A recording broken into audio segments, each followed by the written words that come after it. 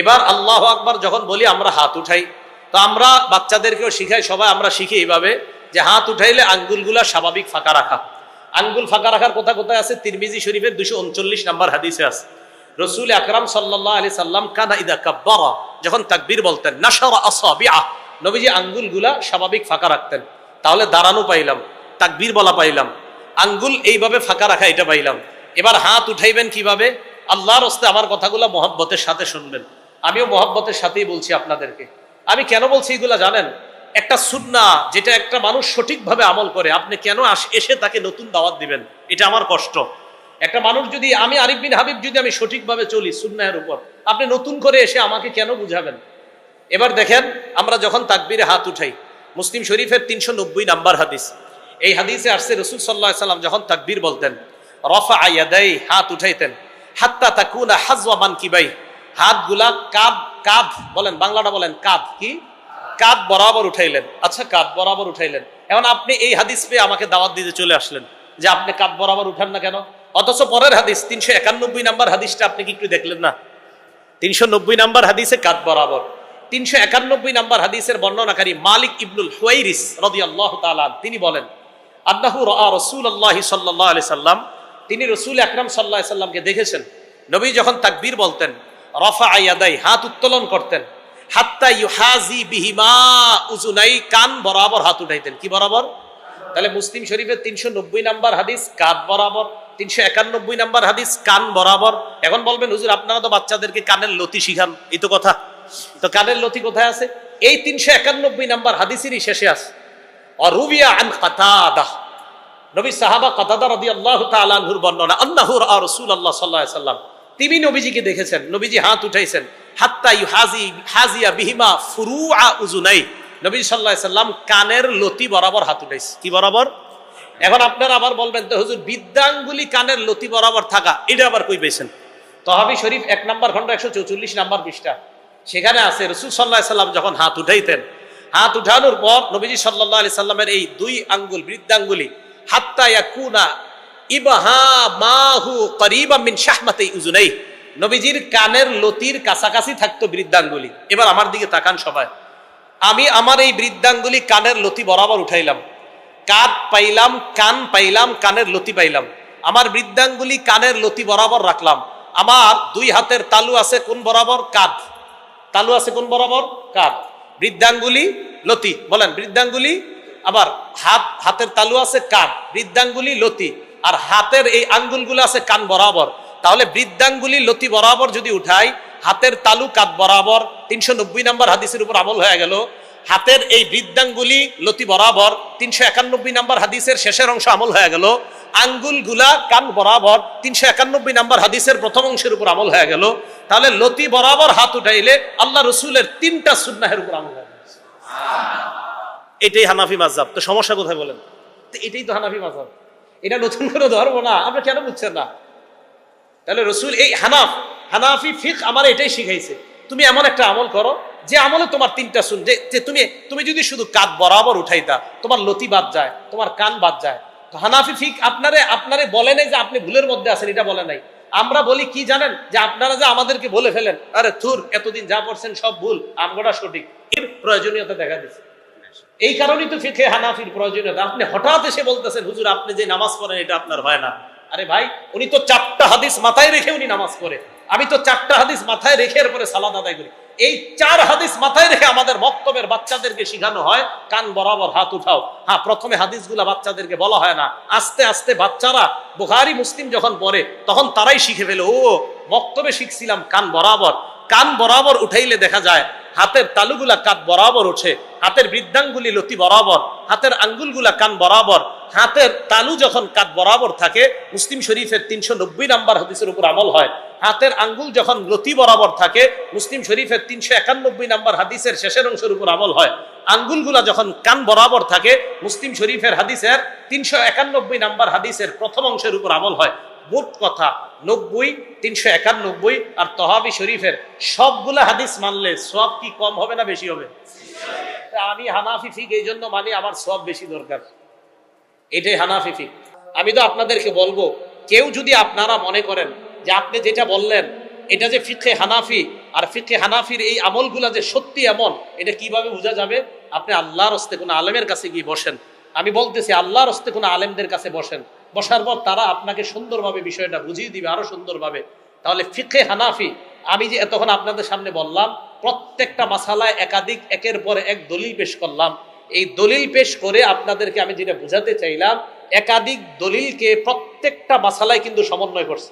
এইভাবে হাত, এইভাবে হাত, এইভাবে হাত, ফিকহে হানাফি সমন্বয় করে দেখিয়ে দিয়েছে, এইভাবে তোলো, সব হাদিসের উপর আমল হয়। হাত রাখার ক্ষেত্রে কোথায় বাঁধবেন, ফিকহে হানাফি একাধিক দলিল আনছে, আনার পর আপনাকে এমন পদ্ধতির হাদিসটা মানতে বলে যে হাদিসটা মানলে অন্যান্য হাদিসগুলোর উপর আমল হয়ে যায়। এটাই ফিকহে হানাফি। আর ফিকহে হানাফি এই শিক্ষাটা আমাদেরকে দেয়। আমার আজকের আলোচনার মূল উদ্দেশ্য, ছাত্রভাই যারা আছেন, ছাত্রভাই আপনারা প্রত্যেকে এই ফিকহে হানাফির এই দলিল মুখস্থ করে ফেলবেন, প্রত্যেকে। মুফতি শামসুদ্দৌলা আশরাফী সাহেব শুরু করছেন এটা, আরো অনেক মাদ্রাসার উস্তাদ আছে, দারুল হাবিবের মোতামিম সাহেব হুজুর আছেন। আমি বলবো ওনার মাধ্যমে প্রত্যেক মাদ্রাসায় ফিকহে হানাফির সেমিনার হবে, এবং সেখানে কোন দল বা এরকম, এটা আমরা তো আগেও বলছি, আমরা এরকম বারবার আপনাদেরকে বলছি যে আমরা যে ফিকহে হানাফি কেন অনুসরণ করি এই কারণে, রাসূল সাল্লাল্লাহু আলাইহি সাল্লামের সুন্নাহ সঠিক পদ্ধতিতে আমল কিভাবে করা যাবে, এটার এই মূল কাজটা যারা করে, ফিকহে হানাফি, ফিকহে মালিকি, ফিকহে শাফিঈ, ফিকহে হাম্বলি সহ সমস্ত এই ফিকহের সমন্বয়। আর আপনারা যারা আছেন, আপনারা এটা হয়তো জানেন না, আমাদের মাদ্রাসাগুলোতে 4টা ফিক পড়ানো হয়, এটা কি জানেন? হ্যাঁ, ফিকহে হানাফিও পড়ানো হয়, মালিকিও পড়ানো হয়, শাফিও পড়ানো হয়, হাম্বলিও পড়ানো হয়। এটা পড়ানোর পর এরপর হয়তো দলিলের দিকে যেটা মজবুত সেই দলিলটা গ্রহণ করে, আবার শাফি মাযহাবে দলিলের দিকে যেটা মজবুত তারা সেটা গ্রহণ করে, আবার হাম্বলি মাযহাবে দলিলের ক্ষেত্রে যেটা মজবুত তারা সেটা গ্রহণ করে। তো এই ফিকহি সেমিনার গুলা বেশি হওয়া দরকার। আর মাদ্রাসার ছাত্র যারা আছেন, যেমন এই মাদ্রাসা থেকে মেশকাত পর্যন্ত হুজুর এখানে ইফতা আছে, তো ইফতা বিভাগের যে ছাত্রগুলো, আমি একটা কথা বলি, ইফতা থেকে আপনারা মনে করেন 30 জন বের হইলেন, এই 30 জন 30টা এলাকার মসজিদের ইমাম হবেন, খতিব হবেন। আপনারা মুহাব্বতের সাথে ফিকহে হানাফির এই বিষয়গুলা, এটা কেন এখন প্রয়োজনীয়তা দেখা দিয়ে গেছে, আপনারা এই বিষয়গুলা বাস মুখস্থ, আপনি কাউরে অ্যাটাক করা দরকার নেই, আপনি শুধু বলবেন আমি কেন এইভাবে পড়ি, মুসলিম শরীফে আছে, বুখারী শরীফে আছে, নাসাইতে আছে, ইবনে মাজাহ আছে। তাহলে এইগুলা যদি থাকে, তো আমার আর আপনার মাঝে শত্রুতাটা কেন, কে শত্রুতাটা করলো?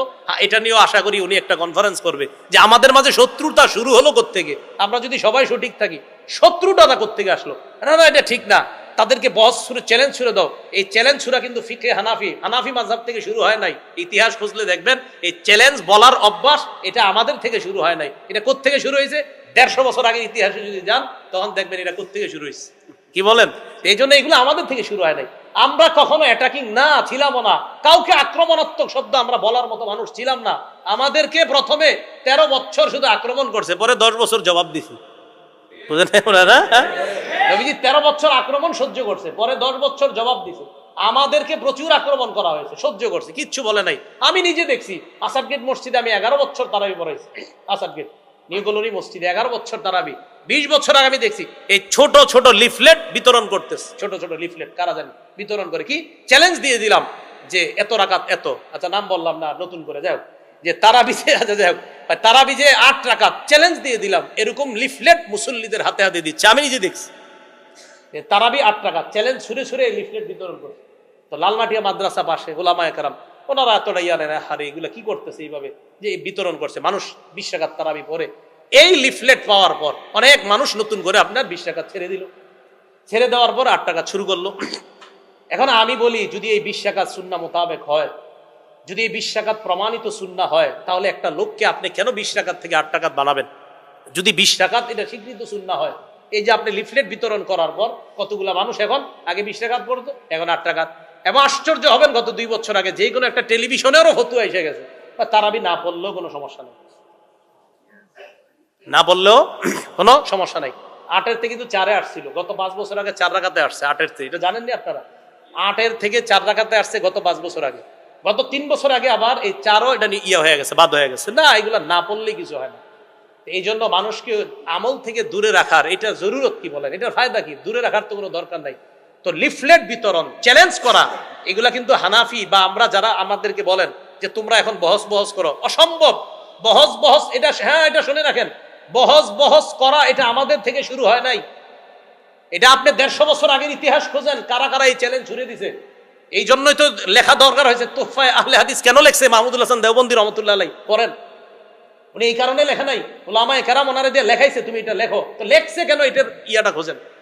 আমি আহলে হাদিসকে কটাক্ষ করছি না, কিন্তু উনি এটা কেন লেখলেন, এই কেন লেখার ইতিহাস খোঁজেন, খুঁজলে পাবেন কারা বহস শুরু করছে পৃথিবীতে এই উপমহাদেশের মধ্যে। তো যে বিষয়টা বললাম, আমরা কাউকে কটাক্ষ করবো না, কাউকে অ্যাটাক করবো না, কিন্তু এই যে ছাত্র ভাই যারা আছেন আপনারা কিন্তু ভুল পথে পা বাড়ায়েন না। এই যে আমি ফিকে হানাফির দলিল দিলাম, ছাত্রদের থেকে যদি কারো এরকম থাইকা থাকে, না আপনারটা আমার এরকম, আপনি আমার ঠেকান আটকান, আপনি আমারে বলেন কোন আমলটা আমি দলিল ছাড়া করি। যদি আমি দলিল ছাড়া না করি, তো আপনি এখান থেকে পড়াশোনা করার পর আপনার যেন এমন মানসিকতা তৈরি না হয় যে হুজুর আমি বিদেশ যাওয়ার নিয়তে একটু অন্য জায়গায় যাবো। কি জায়গায়? যে আমি অন্য কোনো প্রতিষ্ঠানে যাই বিদেশ যাওয়ার নিয়তে। তো যাওয়ার পরে আপনি মাশাআল্লাহ আম করে শুরু করছেন বলা, আপনারা ঠিক নাই, সঠিক পথে নাই। তো তখন আমি যে যা বললাম এটি কি পথে বললাম? আমাদের মাদ্রাসার অনেক ছেলেরা বিদেশ যাওয়ার জন্য বিভিন্ন প্রতিষ্ঠানে যায়, যাওয়ার পরে এদের মুখ দিয়ে বলানো হয় এরা যে ঠিক না, তুমি কইলে অনেক তাড়াতাড়ি তুমি বিদেশ যাওয়ার সহজ সুযোগ হয়ে যাবে। এগুলা কিন্তু করেন না। হ্যাঁ, এই যে আশরাফি সাহেবের মাদ্রাসার ছাত্র যারা আছেন, আপনাদের অনেক ছাত্ররা আসছেন, তো বললাম ফিকে হানাফির কোনো আমল ভুল প্রমাণিত করে এরপরে আপনার মন চাইলে আপনি অন্যটা করেন, কিন্তু যদি ভুল প্রমাণিত করতে না পারেন তাহলে আপনি এটা ছাড়বেন কেন? এই প্রশ্নটা আমার। ফিকে হানাফির কোনো আমল, আমরা যে আমল করি, এই আমল যদি ভুল প্রমাণিত করতে না পারেন তাহলে আপনি কেন আমাকে নতুন দাওয়াত দিবেন? আর আপনি কেন একটা স্বীকৃত সুন্নাহকে বাদ দিয়ে আরেকটা করবেন? এটা আপনি ঠিক না।